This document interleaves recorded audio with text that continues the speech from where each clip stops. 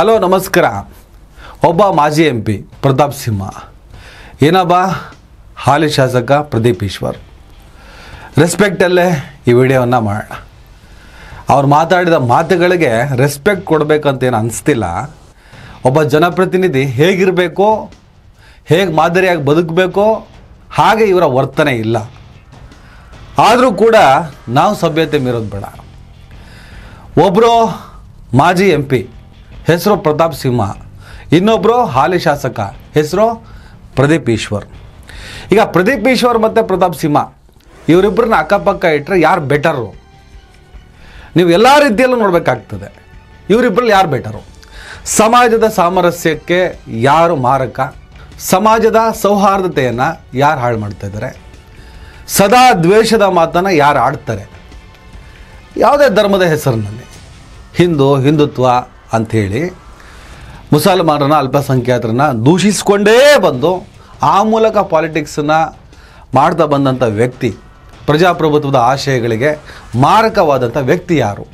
ಪ್ರದೀಪ್ ಈಶ್ವರ, ಪ್ರತಾಪ್ ಸಿಂಹನ ಅಂತ ಕೇಳಿದ್ರೆ ನಿಸ್ಸಂಶಯವಾಗಿ ಪ್ರತಾಪ್ ಸಿಂಹ. ನಿಮ್ಮ ಸಂಖ್ಯೆಯನ್ನು ನೋಡಿ ಗೊತ್ತಾಗಲ್ವಾ? ಪುರುಸೊತ್ತಿಲ್ದ್ರೆ ಮಕ್ಕಳು ಹುಟ್ಟಿಸ್ತಾ ಇದ್ರೆ ಇಲ್ವಾ ಅಂತ ಹೇಳ್ಬಿಟ್ಟು ಇಡೀ ದೇಶಕ್ಕೆ ಗೊತ್ತಿಲ್ವಾ? ಇದನ್ನು ನಾನು ಹೇಳಿದ್ದೀನಿ, ಸತ್ಯನ ಹೇಳಿದ್ದೀನಿ.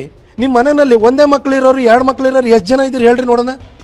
ನಿಮ್ಮ ಸಮಾಜದಲ್ಲಿರುವಂತಹ ಸೆಲೆಬ್ರಿಟೀಸನ್ನ ತಗೊಳ್ಳಿ. ಶಾರುಖ್ ಖಾನಿಗೂ 3 ಮಕ್ಕಳಿದ್ದಾವೆ, ಸೈಫ್ ಅಲಿ ಖಾನಿಗೆ 4 ಮಕ್ಕಳಿದ್ದಾವೆ. ನಿಮ್ಮ ಸೆಲೆಬ್ರಿಟೀಸೇ ಕಂಟ್ರೋಲ್ ಇಲ್ಲದೆ ಮಕ್ಕಳು ಹುಟ್ಟಿಸ್ತಾರೆ. ಇನ್ನು ನಿಮ್ಮ ಬಗ್ಗೆ ಅದನ್ನೇ ಹೇಳಿದೆ, ಜನೋತ್ಪಾದನೆಯಲ್ಲಿ ತೊಡಗಿದಿರಿ ನೀವು. ಆಯಿತು, ನಿಮಗೆಲ್ಲ ದೇವ್ರು ಕೊಟ್ಟ ದೇವರೇ ನೋಡ್ಕೊಳ್ಳಿ. ಹಂಗಾದ್ರೆ ಸರ್ಕಾರ ಯಾಕೆ ನೋಡ್ಕೊಳ್ಬೇಕು? ಸರ್ಕಾರ ಯಾಕೆ ನಿಮಗೆ ಪುಕ್ಕಟೆ ಕೊಡಬೇಕು? ಟ್ಯಾಕ್ಸ್ ಪೇಯರ್ಸು ಹಿಂದೂಗಳು, ಮೆಜಾರಿಟಿ ಟ್ಯಾಕ್ಸ್ ಪೇಯರ್ಸು ಹಿಂದೂಗಳಿದ್ದಾರೆ. ನಿಮಗೆ ಸೌಲಭ್ಯ ಎಲ್ಲ ನಿಮಗೆ ಸಿಗ್ತಾ ಇದೆ. ಮಕ್ಕಳನ್ನ ಮಾತ್ರ ನೀವು ಹುಟ್ಟಿಸ್ತೀರಿ, ದೇವ್ರು ಕೊಟ್ಟ ಅಂತ. ನಿಮ್ಮ ಮಕ್ಕಳನ್ನ ದೇವ್ರು ಕೊಟ್ಟ ಅಂದಮೇಲೆ ನಿಮ್ಮ ದೇವರೇ ನೋಡ್ಕೊಳ್ಬೇಕಲ್ಲ. ನಿಮ್ಮ ಮಕ್ಕಳನ್ನ ಒಂದು ಸ್ವಲ್ಪ ನಿಯಂತ್ರಣದಲ್ಲಿ ಮಕ್ಕಳು ಹುಟ್ಟಿಸಿ ಅವ್ರಿಗೊಂದು ಎಜುಕೇಷನ್ ಕೊಟ್ಟರೆ, ಅವ್ರ ರೀತಿ ಪುಂಡಾಟಿಕೆ ಮಾಡಿ ಕಲ್ಲು ಹೊಡೆಯುವಂಥದ್ದು, ಪೊಲೀಸರ ಮೇಲೆ ಆಕ್ರಮಣ ಮಾಡುವಂಥದ್ದು, ಈ ರೀತಿ ದಾರಿ ತಪ್ಪೋ ಕೆಲಸನೂ ಮಾಡಲ್ಲ. ಈ ಮನುಷ್ಯ ದಿನಾ ಬೆಳಿಗ್ಗೆ ಹಿಂದೂ ಮುಸ್ಲಿಮೇ ಮಾಡ್ಕೊಂಡು ಬಂದಿತ್ತು. ಕರಿ ಟೋಪಿ ಬಾಯಿಲ್ಲಿ, ಕರಿ ಟೋಪಿ ಹಾಕಿರೋನ MLA ಬಾರಪ್ಪ ಅಂತೀರಿ. ಅಲ್ಲಿ ಗುಂಪೊಳಗಡೆ ಜಮೀರ್ ಅಹಮದ್ ಏನಾದ್ರೂ ಕೂಡ ಟೋಪಿ ಹಾಕೊಂಡು ಕೊಡ್ರೆ, ಬಿಳಿ ಟೋಪಿ ಹಾಕಿಡ್ರ ಸಾಮಣ್ಣ ಬಾರೋ ಅಂತ ಕರಿತೀರ ನೀವು? ದಮ್ಮಿದ್ಯಾ? ಈ ಪ್ರತಾಪ್ ಸಿಂಹಂದು ಪೂರ್ಣ ಚರಿತ್ರೆ ನಾನು ಹೇಳಕ್ಕೆ ಹೋಗೋದಿಲ್ಲ. ತೀರಾ ಮೊನ್ನೆ ರಾಜರಾಜೇಶ್ವರಿ ನಗರ ವಿಧಾನಸಭಾ ಕ್ಷೇತ್ರದ ಶಾಸಕ ಮುನ್ರತ್ನಂ ನಾಯ್ಡು ಅವರನ್ನು ಉಪಮುಖ್ಯಮಂತ್ರಿ DK ಶಿವಕುಮಾರ್ ಅವರು ಕರಿ ಡಬ್ಬಿ ಬಾಯಲ್ಲಿ ಅಂತ ಕರೆದಿದ್ದನ್ನು ನೀವು ಗಮನಿಸಿರ್ತೀರಿ. ಅದಾದಮೇಲೆ ಪ್ರಿಯಾಂಕ್ ಖರ್ಗೆ RSS ಚಟುವಟಿಕೆಗಳು ಸಾರ್ವಜನಿಕ ಸ್ಥಳದಲ್ಲಿ ನಿಷೇಧಿಸಿ ಜಗದೀಶ್ ಶೆಟ್ಟರ್ ಸರ್ಕಾರ ಮಾಡಿದ ಆದೇಶದ ಪ್ರಕಾರ ಎಲ್ಲ ಸಂಘಟನೆಗಳು, ಎಲ್ಲ ಸಂಸ್ಥೆಗಳು ಸಾರ್ವಜನಿಕ ಸ್ಥಳಗಳಲ್ಲಿ ಚಟುವಟಿಕೆಗಳನ್ನು ನಡೆಸಬೇಕಾದ್ರೆ ಪರ್ಮಿಷನ್ ತಗೋಬೇಕಲ್ಲ. ಇವ್ರಿಗೆ ಇಷ್ಟ ಬಂದಾಗ ಮಾಡೋಕ್ಕಾಗ್ತದ ಅಂಥೇಳಿ ಆ ವಿವಾದ ದೊಡ್ಡ ಪ್ರಮಾಣದಲ್ಲಿ ಇವತ್ತು ಮುಂದುವರೆದಿದೆ. ಈ ರಿಲೇಟೆಡ್ ಆಗಿಯೇ ಪ್ರತಾಪ್ ಸಿಂಹಂಗೂ ಪ್ರದೀಪ್ ಈಶ್ವರ್ಗೂ ನಡೀತಿರುವಂಥ ಜಟಾಪಟಿ. ಈಗ ಮುನ್ರತ್ನಂ ನಾಯ್ಡು ಕರಿ ಟೋಪಿ ಅಂತ ಕರೆದಿದ್ದಾರೋ DK ಶಿವಕುಮಾರ್. ಅವ್ರು ಯಾವ ಧರ್ಮಕ್ಕೆ ಸೇರ್ತಾರೆ? ಹಿಂದೂ. ಮುನ್ರತ್ನಂ ನಾಯ್ಡು ಯಾವ ಧರ್ಮಕ್ಕೆ ಸೇರ್ತಾರೆ? ಹಿಂದೂ. ಇದು ಇಬ್ಬರು ಹಿಂದೂಗಳ ನಡುವಿನ ವಿಚಾರ. ಇದಕ್ಕೆ ಪ್ರತಾಪ್ ಸಿಂಹ ರಿಯಾಕ್ಟ್ ಮಾಡ್ತಾರೆ. ಈ ಜಮೀರ್ ಅಹಮದ್ನ ಬಿಳಿ ಟೋಪಿ ಸಾಬಣ್ಣ ಬಾ ಅಂತ ಕರೀತೀರಾ DK ಶಿವಕುಮಾರ್ ಅವರೇ ಅಂತ. DK ಶಿವಕುಮಾರ್, ಮುನ್ರತ್ನಂ ನಾಯ್ಡು ಅವರಿಬ್ಬರ ನಡುವಿನ ಜಟಾಪಟಿ. ಪ್ರತಾಪ್ ಸಿಂಹ ಏನು ಮಾಡ್ತಾರೆ? ಅಲ್ಲೂ ಮುಸಲ್ಮಾನರ ಹೇಳ್ಕೊಂಬರ್ತಾರೆ, ಜಮೀರ್ ಅಹಮದ್ ಹೇಳ್ಕೊಂಬರ್ತಾರೆ. ಹೀಗೆ ಏನೇ ವಿಚಾರ ಇರಲಿ ಅಲ್ಲಿ ಹಿಂದೂ ಮುಸ್ಲಿಂ ಮಾಡುವ ಕೆಲಸವನ್ನೇ ಇಲ್ಲಿವರೆಗೂ ಮಾಡ್ಕೊಂಡು ಬಂದಿರುವಂಥ ಪ್ರತಾಪ್ ಸಿಂಹ ಯಾವ ಪರಿಸ್ಥಿತಿಯಲ್ಲಿ ಇವತ್ತಿಗೆ ಇದ್ದಾನೆ ಅಥವಾ ಇದ್ದಾರೆ ಅಂದರೆ, 2 ಬಾರಿ MP ಆದಂಥ ಮನುಷ್ಯ. 2 ಬಾರಿ ಗೆದ್ದವರಿಗೆ 3ನೇ ಸಲ ಟಿಕೆಟೇ ಸಿಗಲ್ಲ ಅಂದರೆ ಅದು ದೊಡ್ಡ ಹಿನ್ನಡೆ, ಭಾಳ ದೊಡ್ಡ ಫ್ರಸ್ಟ್ರೇಷನ್ ಅದು. 2 ಬಾರಿ ಸತತವಾಗಿ ಗೆದ್ದು MP ಆದಂಥ ಒಬ್ಬ ಮನುಷ್ಯನ 3ನೇ ಅವಧಿಗೆ ಟಿಕೆಟ್ ಕೊಡದೆ ದೂರ ಇಟ್ಟಿದ್ದಲ್ಲದೆ ಪಕ್ಷದಲ್ಲಿ ಯಾವುದೇ ಸ್ಥಾನಮಾನಗಳನ್ನು ಕೊಡಲಿಲ್ಲ. ಇದನ್ನು ಕೂಡ ನೀವು ಗಮನಿಸಿ. ಈಗ ಯದುವೀರ್ ಒಡೆಯರು, ರಾಜಸ್ಥಾನದ ಇನ್ಫ್ಲುಯೆನ್ಸು, ರಾಜಮನೆತನದ ಪ್ರಭಾವ, ಅದು ಏನು ಬೇಕಾದ್ರೆ ಇರಲಿ, ಅವ್ರಿಗೆ ಟಿಕೆಟ್ ಕೊಡೋದಕ್ಕೋಸ್ಕರ ಇವರನ್ನು ದೂರ ಇಟ್ಟರು ಅನ್ನೋದಕ್ಕಿಂತ ಇವರಿಗೆ ಟಿಕೆಟ್ ಕೊಡದಂಥ ಸ್ಥಿತಿ ಯಾಕೆ ನಿರ್ಮಾಣ ಆಯಿತು ಅನ್ನೋದು ಕಡೆನೂ ಫೋಕಸ್ ಆಗಬೇಕಾಗತ್ತೆ. ನಿಮಗೆ ಡೆಲ್ಲಿಯಲ್ಲಿ ಇವ್ರು ಪಾಸ್ ತಗೊಂಡು ಹೋಗ್ಬಿಟ್ಟು ಬಾಂಬ್ ಬ್ಲಾಸ್ಟ್ ಮಾಡುವಂಥ ಪ್ರಯತ್ನ ನಡೆದಿರೋದು ನಿಮಗೆಲ್ಲ ಗೊತ್ತೇ ಇದೆ. ಈ ವಿಚಾರ ಸೇರಿದಾಗ ಅನೇಕ ವಿಚಾರಗಳು, ಯಾವುದೋ ಆಡಿಯೋ ವೈರಲ್ ಆಗಿದ್ದು, ಇದನ್ನು ಹೆಂಗೆ ಮಾಡಲ ಹಿಂಗೆ ಮಾಡಲ ಏನೇನೋ ವೈರಲ್ ಆಯ್ತಲ್ಲ, ಅದು ಇವ್ರದ್ದು ಅಂತ ಇನ್ನಿತರ ವಿಚಾರಗಳು ಎಲ್ಲದೂ ಮಿಕ್ಸ್ ಆಗಿಬಿಟ್ಟು ಅವ್ರಿಗೆ ಟಿಕೆಟ್ ಸಿಗಲಿಲ್ಲ ಅನ್ನೋದು ಚರ್ಚೆ, ಒಂದು ವಾದ ನಡೀತಾ ಇದೆ ಈ ಸಾಮಾಜಿಕ ಜಾಲತಾಣಗಳಲ್ಲಿ, ಬೇರೆ ಬೇರೆ ವಲಯಗಳಲ್ಲಿ, ರಾಜಕೀಯ ಪಡಸಾಲೆಯಲ್ಲಿ. 2 ಬಾರಿ MP ಆದ ಮನುಷ್ಯನಿಗೆ 3ನೇ ಬಾರಿ ಟಿಕೆಟ್ ಸಿಗಲಿಲ್ಲ. ಈ ಫ್ರಸ್ಟ್ರೇಷನ್ನು ಜೊತೆಗೆ ಟಿಕೆಟ್ ಕೊಡದೇ ಇದ್ರೂ ಕೂಡ ಇಲ್ಲಪ್ಪ ಅದೇನೋ ದೊಡ್ಡ ಪ್ರಭಾವದಿಂದ ದೊಡ್ಡ ಮಟ್ಟದ ಕ್ಯಾಲ್ಕುಲೇಷನಿಂದ ಹಿಂಗೆ ಮಾಡಿದ್ದೀವಿ, ಈ ಸಲ ನಿಂಗೆ ಟಿಕೆಟ್ ಸಿಗಲ್ಲ, ಬದಲಿಗೆ ನಿನಗೆ ಪಕ್ಷದಲ್ಲಿ ಇಂತಹ ಸ್ಥಾನಮಾನಗಳನ್ನು ಕೊಡ್ತೀವಿ. ಈ ಪ್ರಯತ್ನ ಅಂದ್ರೆ ಆಗಬೇಕಿತ್ತಲ್ಲ, ಏನಾದರೂ ಒಂದು ಸ್ಥಾನಮಾನಗಳನ್ನು ಕೊಟ್ಟು ಅವ್ರಿಗೆ ಸಮಾಧಾನ ಮಾಡ್ಬೋದಿತ್ತು. ಆದರೆ ಕಂಪ್ಲೀಟಾಗಿ ಯಾವುದೇ ಸ್ಥಾನಮಾನ ಕೊಡದೆ ಇಗ್ನೋರ್ ಮಾಡಿಬಿಟ್ರು. ಯಾಕಪ್ಪ ಹಿಂಗಾಯಿತು? ನರೇಂದ್ರ ಮೋದಿ ಬಗ್ಗೆ ಪುಸ್ತಕ ಬರೆದ್ರಿ, ಇನ್ನೊಂದು ಮಾಡಿದ್ರಿ, ಪ್ರಖರ ಹಿಂದುತ್ವವಾದಿ ಅಂತ ಗುರುತಿಸ್ಕೊಳ್ಳುವಂಥ ಪ್ರಯತ್ನ ಈ ಕ್ಷಣಕ್ಕೂ ಮಾಡ್ತಾನೆ ಇದ್ದೀರಾ. ಹಿಂದೂ ಮುಸ್ಲಿಂ ಇದು ಬಿಟ್ಟರೆ ಬೇರೆ ಏನೂ ಮಾಡ್ತಾನೆ ಇಲ್ಲ. BJPಗೆ ಮತ್ತು RSSಗೆ ಪೂರಕವಾಗಿ ನೀವು ಪರಿಣಾಮಕಾರಿಯಾಗಿ ಕೆಲಸ ಮಾಡ್ತಿದ್ದೀವಿ ಅಂತ ನೀವು ಅಂದ್ಕೊಂಡಿದ್ದೀರಿ.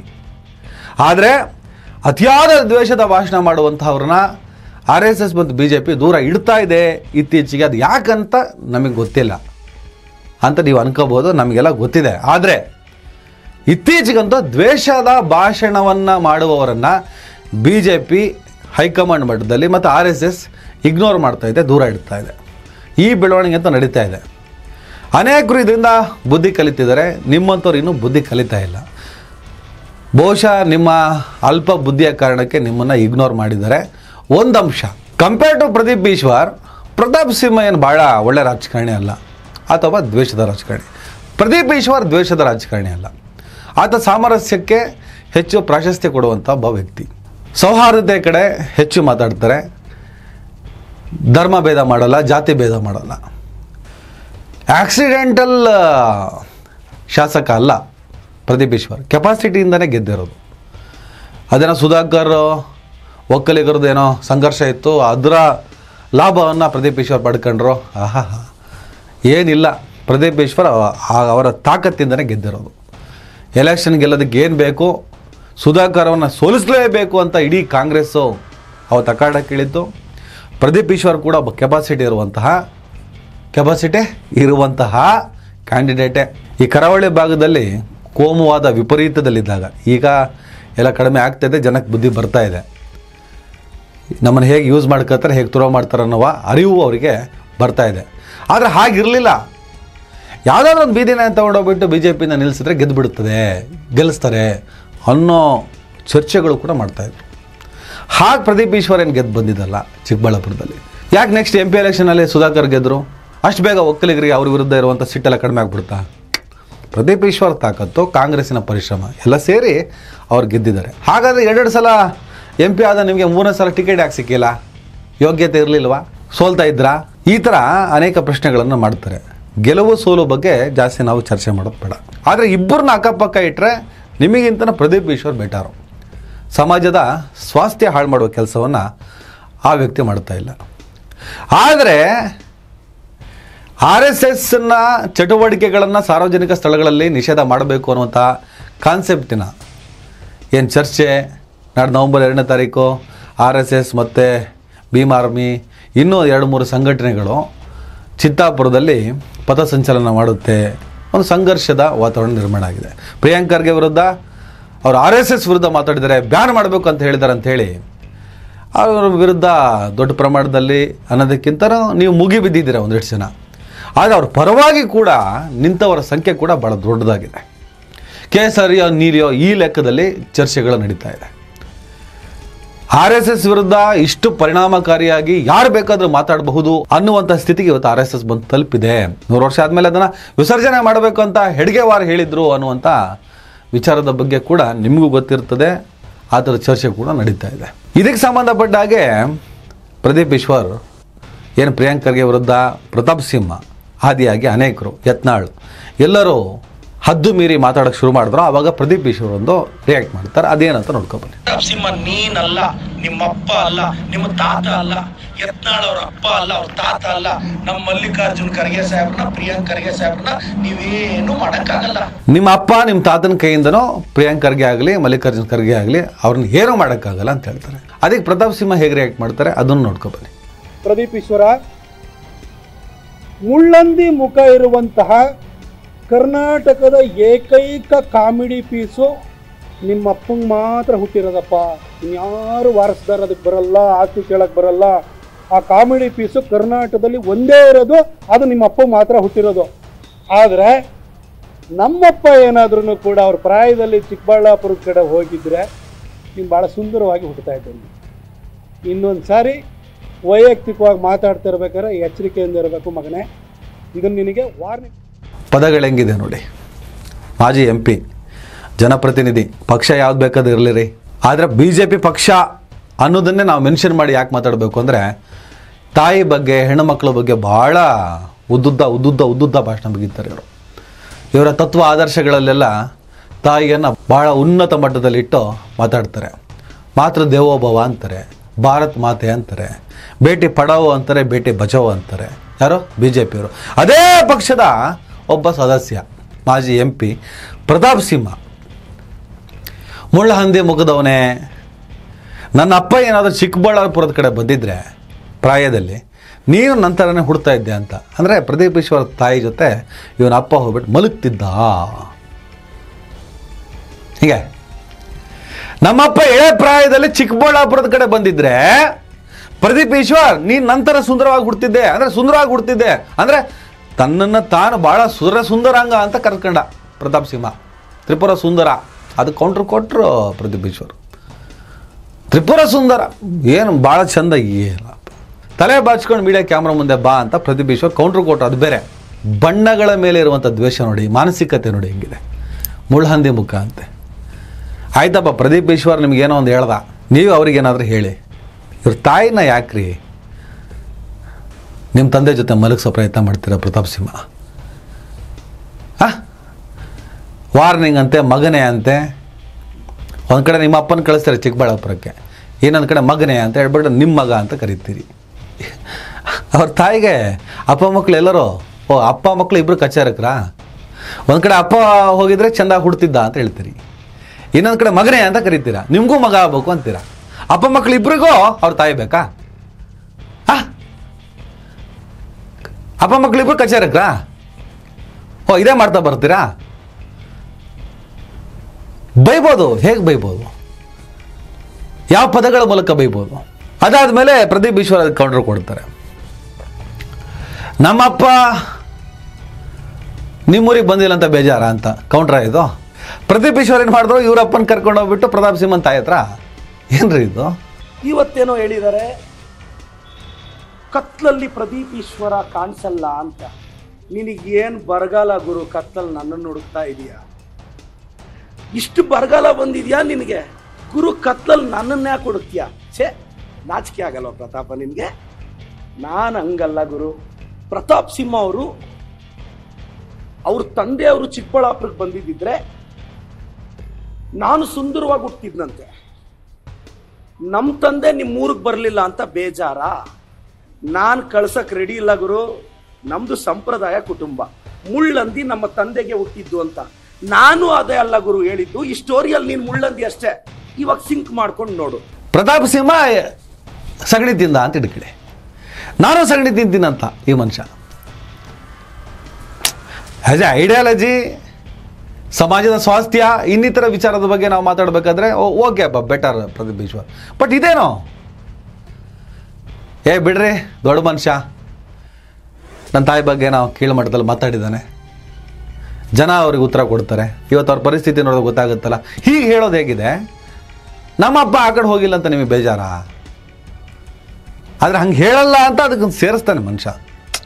ಅಲ್ಲಿಗೆ ನಮ್ಮದು ಸಂಪ್ರದಾಯಸ್ಥ ಕುಟುಂಬ ಅಂತ ಕೌಂಟ್ರು ವರ್ಡ್ ಹೇಳಿಬಿಟ್ಟು ಅದೇ ಆ ಸ್ಮಾರ್ಟ್ನೆಸ್ ಎಲ್ಲ ಪ್ರದೀಪ್ ಈಶ್ವರಿಗೆ ಚೆನ್ನಾಗಿ ಗೊತ್ತಿದೆ.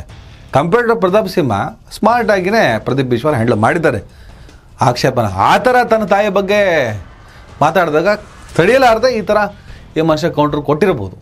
ಆದರೂ ಕೂಡ ಜನ ನೋಡ್ತಾ ಇರ್ತಾರಲ್ಲ, ಈ ಪ್ರಜಾಪ್ರಭುತ್ವ ವ್ಯವಸ್ಥೆಯಲ್ಲಿ ರಾಜಕಾರಣ ಅಂದರೆ ನಮ್ಮನ್ನು ಆಳುವವರು, ಮಾದರಿಯಾಗಿ ಬದುಕಬೇಕಾದವರು, ಜನಪ್ರತಿನಿಧಿ ಅಂತ ಕರೆಸ್ಕೊತಾರೆ. ಯಾವ ಜನಕ್ಕೆ ಪ್ರತಿನಿಧಿಯವರು?